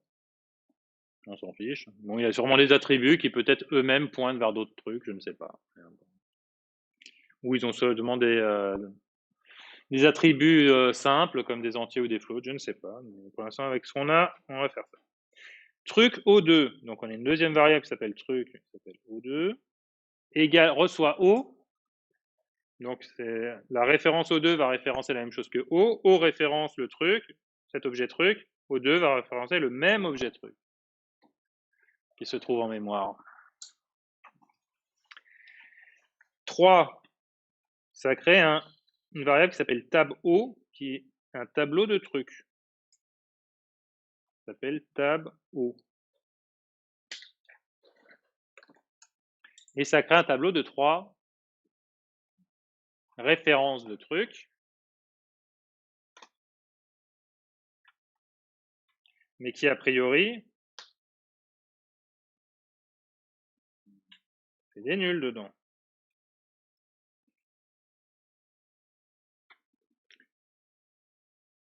Donc les références sont nulles, mais c'est des références qui sont susceptibles de pointer vers des... Et pas n'importe quel objet, forcément des trucs, hein, c'est un tableau de trucs. Ligne numéro 4, tab O de 0 reçoit, donc tab O de 0, c'est cette case-là. Elle va recevoir, donc le nul, on va le remplacer par un pointeur, là, une référence, vers un autre truc, parce que c'est un new truc. Donc new truc, là, hop, là, j'ai un autre objet truc qui est quelque part en mémoire. Avec son constructeur par défaut qui a été appelé. Alors, attention, la ligne là, elle continue. Hein. Tab O de 1 reçoit O. Tab O de 1, c'est cette case-là. Donc, je veux que dans la case 1, je référence la même chose que ce que référence O. O référence lui, donc là, ici, nul terminé. Maintenant, il pointe vers la même chose qui était référencée par O. Dernier truc ici, tab O de 2, c'est cette case-là. Il va référencer la même chose que ce que référence O2. O2 est référence lui. Donc lui, il va référencer la même chose. Fini le truc, le nul, lui, référence encore lui. D'accord? Donc c'est juste très méthodique, hein, vous suivez ligne par ligne et vous voyez les machins. Salut toi qui viens d'arriver. Get Fricas Online. Ça a l'air d'être un super, avec un pseudo comme ça, quoi. Je sens le ban def dans quelques instants. Alors, combien a-t-il d'instances de trucs? Ben, on va les compter. Ben, 1, 2. Donc, hop, 2 instances de trucs. Ou 2 objets trucs en mémoire. Hop, donner les instructions nécessaires pour dupliquer le tableau tab0. Tab-O, il s'appelle. Ah, il s'appelait tab0 ou tab-O? Ouais, il a changé de nom entre temps. Donc, pour dupliquer tab0.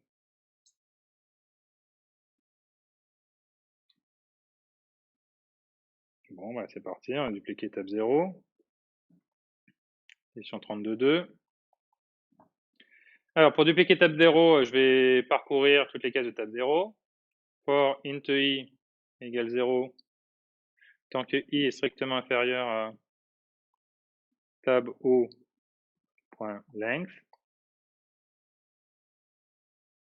plus i. Donc là, je parcours chaque case. Je vais ouvrir une accolade comme à mon habitude. Et je dois le dupliquer. Donc pour le dupliquer, avant, il fallait peut-être créer un truc à la bonne taille. Donc c'était un tableau de trucs. Je vais le faire juste avant.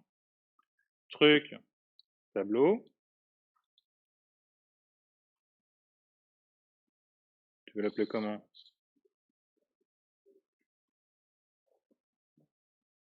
Je vais l'appeler tab 2. Il s'appelait tab O. Donc la suite c'est tab 2. Tab 2, par exemple, égale new truc crochet. T'as perdu un attends, mais je vais revenir. Tu me demandes, je reviendrai au truc précédent. De tab O.length.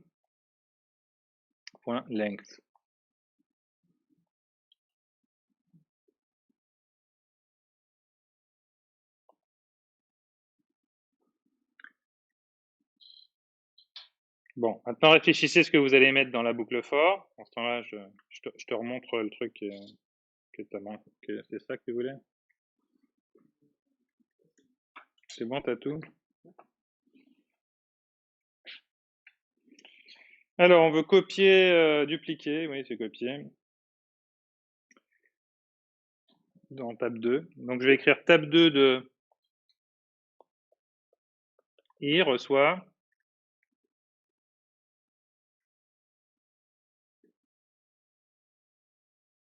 Voilà. Il faut comprendre l'esprit de l'exercice. Après, votre temps, êtes-vous satisfait du résultat?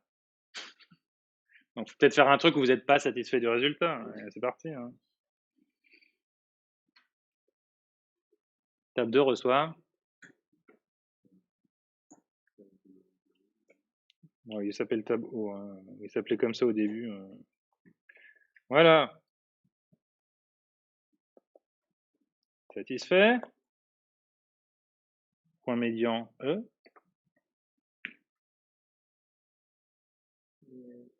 Évidemment, il n'y aura pas de satisfait comme ça. C'est rien, peut-être. Si on fait un truc, on fait pas. Tu peux dire que tu es satisfait. Là, vous êtes satisfait? On va dire. Non, non, pas tellement. Un truc comme ça, quand même. C'est une copie superficielle, quoi. Non, mais c'est toujours la même histoire. Si vous n'avez pas compris là où on voulait en venir dans tout le TD, hein, c'est l'histoire des copies superficielles et des copies profondes. Hein, c'est que là, a priori, les trucs, on les a pas copiés très profondément, quoi. Peut-être, mais on ne sait pas ce qu'il y a dans notre truc. C'est quand même ce qui est quand même notre problème, quoi. Mais donc à la place de ça, on aurait pu faire un truc du genre new truc de, si on avait un constructeur de copie de trucs, s'il y a un constructeur de copie de trucs, on lui demande ça. Du coup, là, il va me faire la copie profonde, quoi. Pas si le constructeur de copie de trucs est bien fait aussi, qui fait des copies profondes lui-même. Hein.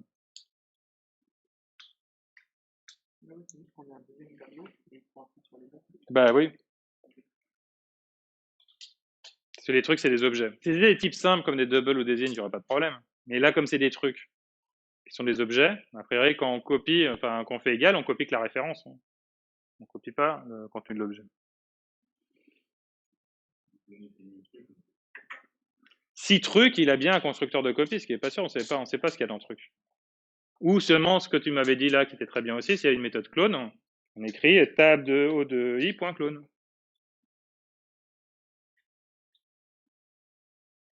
Donc voilà. Triangle de Pascal, paf, on fait ça en 20 minutes. Finalement, ça me semble faisable. Le triangle de Pascal est une représentation des coefficients binomiaux dans un triangle. Donc voici une représentation du triangle de Pascal en limitant le nombre de lignes à 5. Donc là, vous avez plein de formules que vous pouvez regarder un petit peu. Mais en réalité, vous avez tous compris que dans la première colonne, il n'y a toujours que des 1. Dernier élément, c'est aussi toujours 1. Et entre les deux, c'est quoi?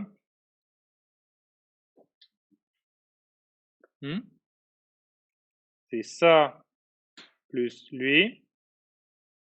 Ça donne lui. Partout. Vérifier. Donc c'est exactement ce qui est expliqué juste à côté. Là. Donc vous pouvez regarder ça tête opposée pour vérifier que les formules elles sont bien correctes. Mais comme vous êtes en double majeur maths info, ça n'a aucun secret pour vous. J'imagine que vous en servez quand même du bidon de Newton. Quand même pour développer A plus B puissance n, ça peut servir. Ou pour la loi binomiale.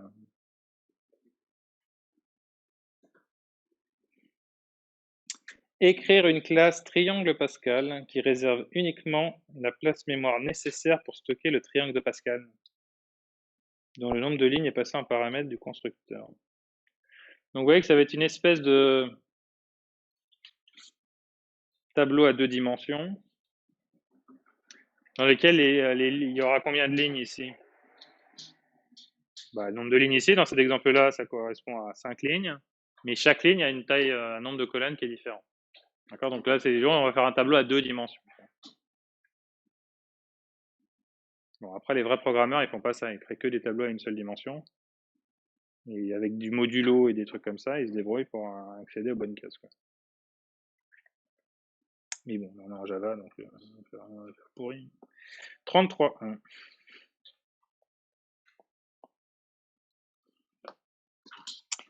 Donc, public class. Ici, remarquez que j'ai pas oublié le public. Il s'appelle Triangle Pascal. C'est parti.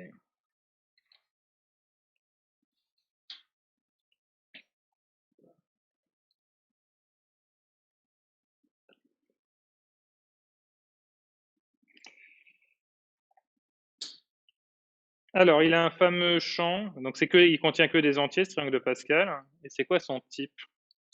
L'attribut qui va être dedans, que je vais l'appeler T pour changer, au lieu de l'appeler tab. Il est de quel type? Alors, crochet, un double crochet. Piouf, piouf, piouf, piouf. Voilà.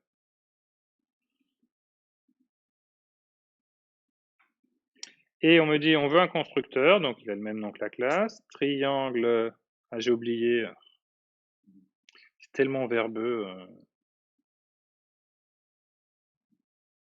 Vous n'avez pas remarqué? Je sais pas si je vous ai déjà dit que je programme beaucoup en C++. Et en C++, par défaut, tout est private, quoi. Donc, on n'a pas besoin de s'emmerder.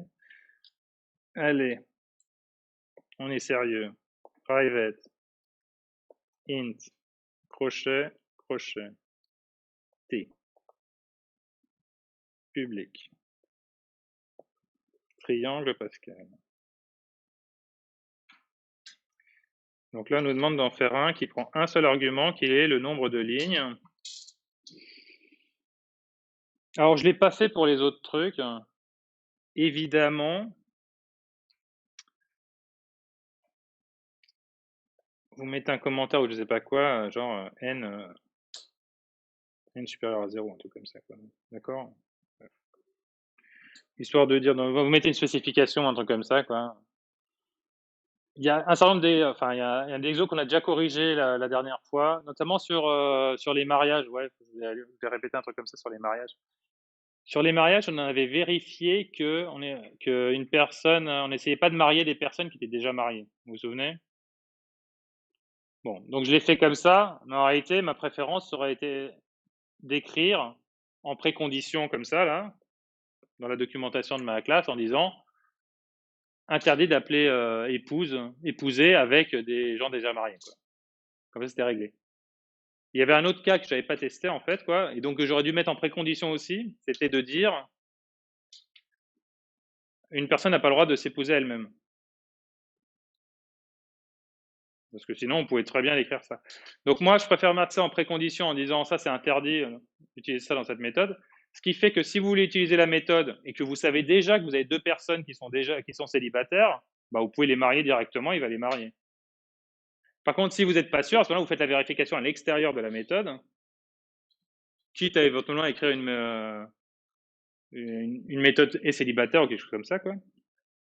Et à ce moment-là, vous testez avant et après vous appelez épouser si vous êtes sûr que les personnes sont célibataires, donc ça correspond à la spécification.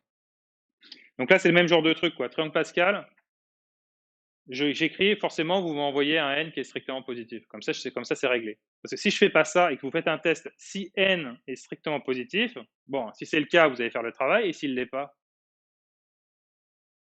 bah, vous êtes bien embêté, là, vous savez pas quoi faire. Qu'est-ce qui serait logique de faire?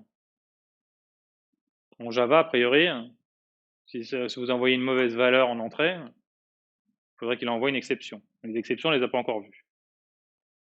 Mais même, c'est juste coûteux de tester si n est strictement positif, alors que la plupart du temps, les gens, ils sont pas bêtes. Ils vont pas appeler triangle de Pascal avec une valeur négative, quoi. Donc, ça sert à rien de leur faire payer le coût d'un test pour rien, en fait, quoi. D'accord? Bon, après, c'est une question de est-ce que vous programmez avec des choses qui sont un peu sûres ou pas sûres, quoi. Vous pouvez vous amuser à tester tous les cas possibles, toutes les bêtises qui peuvent passer par la tête du programmeur qui utilise votre classe, et essayer de tester tous les cas possibles pour l'empêcher de faire des bêtises. Donc ça, c'est une première approche. L'autre approche, c'est vous dites à votre programmeur, bon, c'est ton problème. Moi, j'écris que mes fonctions, elles marchent dans ces cas-là. Si tu les utilises dans d'autres cas, c'est ton problème, c'est plus le mien, quoi. D'accord? Ça va faire des bugs, ça va planter ou je sais pas quoi. Donc là, je vais partir plutôt dans cette idée-là en disant je vais laisser la responsabilité à la personne qui va appeler mon triangle de Pascal.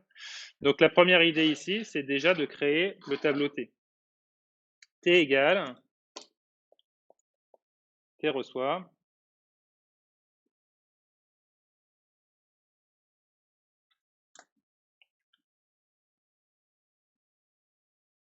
alors, on va falloir l'allouer ce T, parce que pour l'instant, il est nul. Hein. Donc, si on a un truc nul, si on veut qu'il soit plus nul, ouais, on fait un new. Int. Combien? Mais il faut quand même lui donner une taille ou non? N. Ouais. Et là, là ça, j'en sais rien pour l'instant.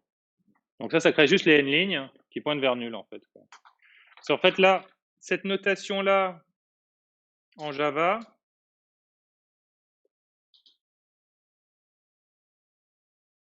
c'est un tableau de tableaux.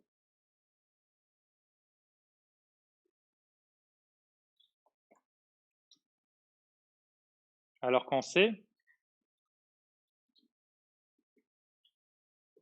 bon, vous écrivez jamais int crochet crochet comme ça, quoi. Donc je fais juste ma petite aparté comme ça. Si en C, vous écrivez int bla 3, 2, c'est un tableau genre de 3 lignes et 2 colonnes. Il y a combien de dimensions? Non, une seule, en fait. Ça, c'est un int étoile, en fait. Non, c'est int étoile. Parce que c'est comme ça. Parce qu'il n'y a pas besoin de faire int étoile étoile, en fait. Il suffit de les 3 lignes. Une ligne de 2 éléments ici. En fait, il suffit de tout mettre les uns derrière les autres, en fait. Quoi. Il suffit de faire un tableau à 2 dimensions à une seule dimension de 6 cases. Ça, c'est la première ligne, la deuxième ligne, la troisième ligne. Et en fait, le compilateur, lui, sait très bien que quand on lui met les valeurs qui sont là, comme il connaît les constantes, il sait très bien, lui, il fait le calcul qui va bien pour aller dans la bonne case, quoi. Comment je fais? Si vous demandez bla de... Attention, c'est un aparté, là, c'est pas du Java. De 1 et 2, allez, 2 et 2. Il va prendre le premier, 2 multiplié par, il va multiplier par cette dimension-là qu'il connaît, 2 fois 2, 4. Et ce 2-là, il n'existe pas. J'étais sorti du tableau, je me demandais pourquoi. Alors, hop, de 2 et de 1, voilà. Il va faire 2 fois 2, 4, plus 1, 5, 0, 1, 2, 3, 4, 5, c'est cette case-là.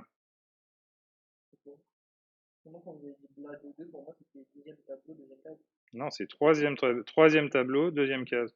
1, 2, troisième tableau, deuxième case. Non, mais 2, c'est le troisième tableau. 0, 1, 2. 0, 1, 2. On commence à compter à partir de 0. Bon, bref, je ferme l'aparté. Donc en Java, c'est des tableaux. C'est juste pour vous dire que en C, faites pas des int étoile étoile. Quoi. Faites juste un int étoile avec la bonne taille. Et après, vous faites les opérations mathématiques qui vont bien pour accéder au bon endroit. Parce que comme ça, vous avez tout qui est bien consécutif en mémoire et tout va bien. Quoi. Donc en Java, cette notation-là est différente. Hein, c'est un tableau de tableau. Donc du coup, là, j'ai créé juste le premier tableau de tableau. Quoi. Donc si je veux faire un tableau un triangle de Pascal, là, tout ce qu'il m'a fait, c'est qu'il m'a créé juste ces 1, 2, 3, 4, 5 lignes qui valent nul pour l'instant.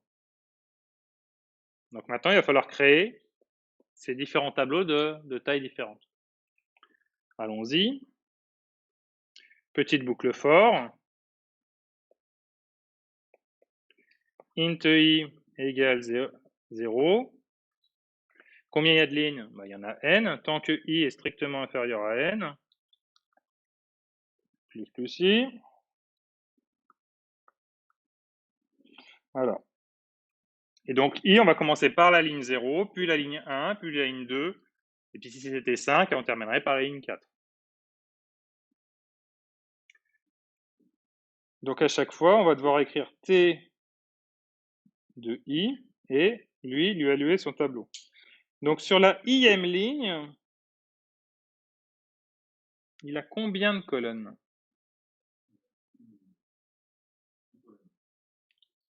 Sur la ième ligne, il y a une i-colonne. Voyons voir. Sur la 0e ligne, là, il y a combien de colonnes? Une. Sur la ligne numéro 1, ici, il y a combien de colonnes? 2. Donc la deuxième colonne, c'est 3, donc comme tu me le dis, c'est i plus 1.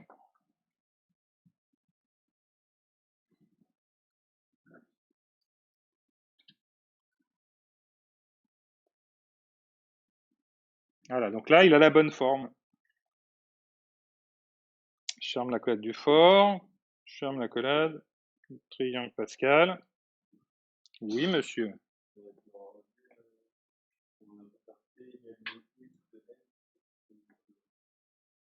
Ici, maintenant, il n'aurait pas le bon type. Hein. Comme T, il est de type avec double crochet, je suis obligé de faire un new avec double crochet. Mais évidemment, quand je fais le new avec double crochet, pour l'instant, comme je ne connais pas cette coordonnée, la dimension de celui-là, je ne le renseigne pas. Du coup, il va mettre des nuls. Il va mettre des nuls à la place. Mais vous pouvez le faire que dans ce sens-là. Hein. Vous pouvez pas mettre une valeur là et rien ici.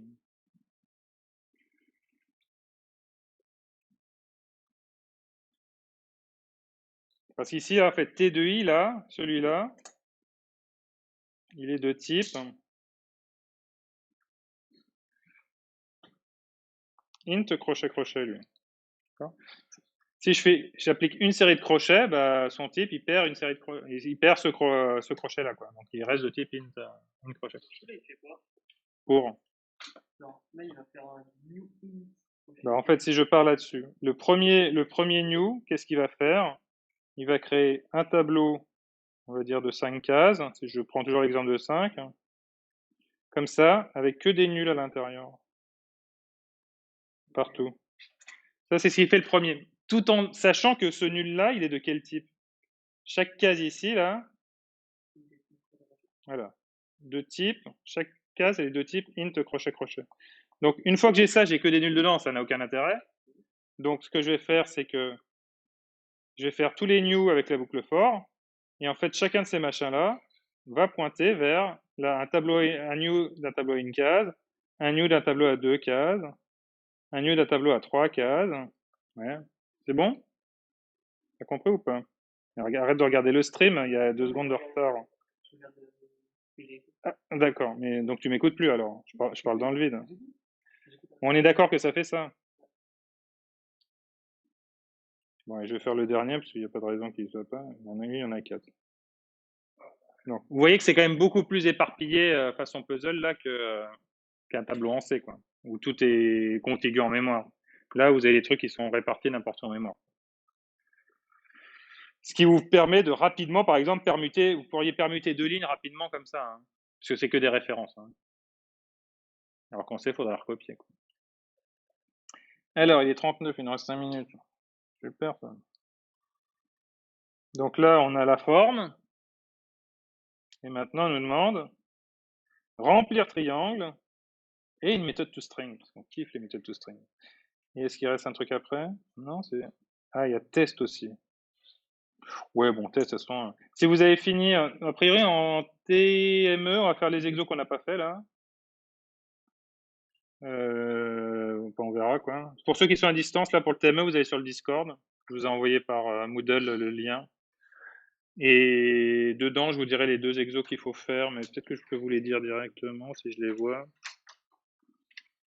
29-30, je crois. C'est 31, on l'a déjà fait. Ils ne mettent pas. Ou c'est peut-être 30-31. Ouais, on fait 30-31 et on testera triangle de Pascal, quoi. Je crois que c'est ça. Bon, sinon, je vous le redis dans le chat du Discord.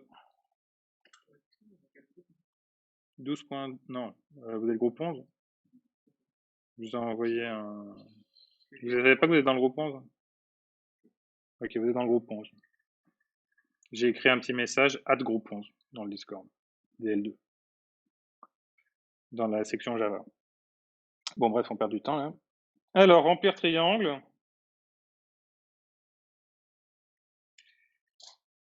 Alors, elle prend que un. Alors, void remplir triangle, public void.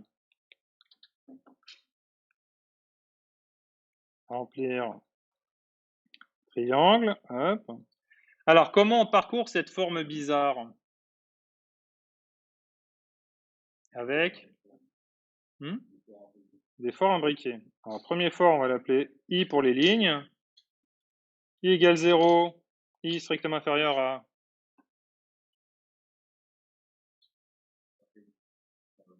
Non, il n'y a pas de N comme attribut. Il n'y a pas d'attribut qui s'appelle N. Sauf que mon attribut ne s'appelle pas tab cette fois-ci. C'est un piège. T. T.length. Plus I, voilà pour lui. Par contre, les J, évidemment, ils partent tout le temps de 0. Hein, les tableaux commencés, ils commencent à 0. Tant que J est strictement inférieur à... à I, bah, ça ne va pas faire beaucoup. Hein. Ouais. À I plus 1.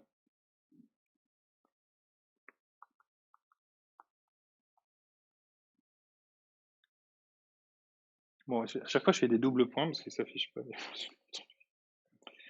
Pas grave.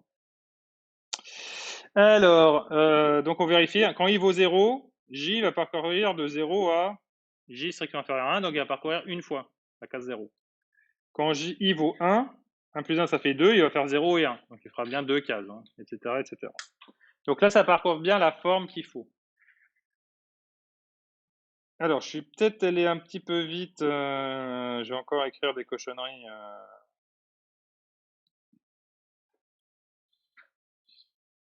C'est pas grave.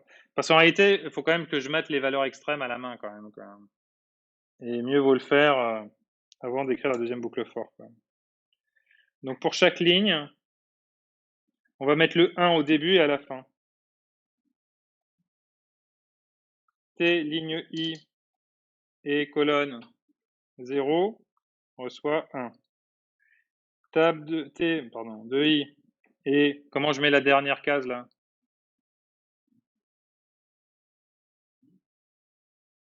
Tab de I et de I, 0 et 0, oui. Tab de 1 et de 1.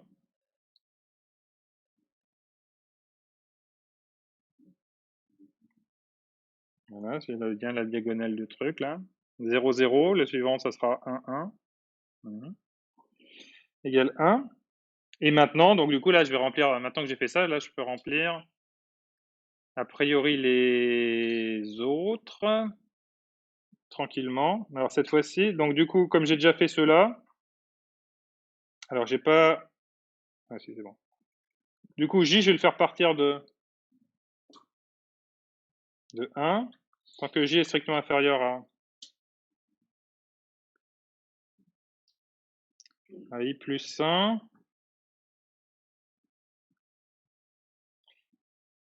Donc je m'arrête à la dernière case, mais la dernière case c'est pas... j'ai pas... si je mets strictement inférieur à plus 1, c'est que J va valoir I, mais j'ai déjà fait ce cas-là. J'ai mis 1 dedans. Et si je le fais comme ça, le problème c'est que je vais essayer d'accéder à au-dessus à des cases qui n'existent pas. Donc J strictement inférieur à I tout court. Voilà. Plus J. Et là, je vais écrire ma formule. T de I et de J, c'est égal à T de I moins 1 et de J moins 1. Donc, la case qui est en diagonale en haut à gauche, plus T de I moins 1 et de J. Je ne sais pas si c'est ça la formule qui vous enfilez, mais après, celle-là, elle marche. Peut-être que c'est pas la même à un décalage près. Voilà, j'ai tout rempli. Et terminé.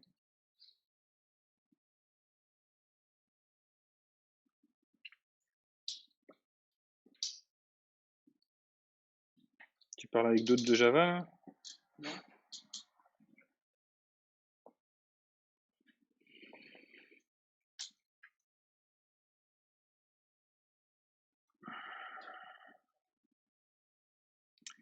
Alors, ceci étant fait,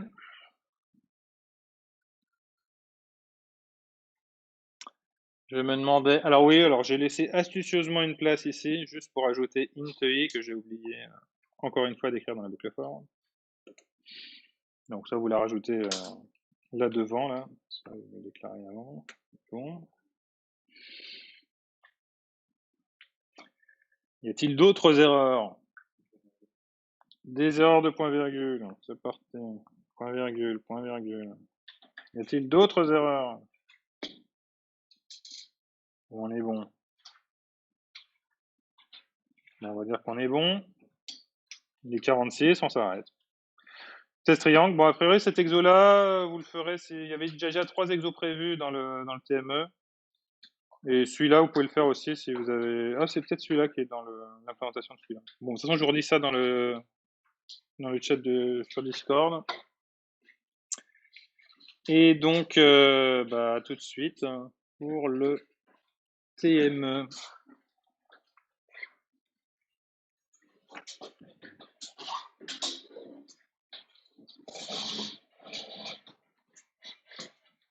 Et au revoir pour les badauds qui sont arrêtés.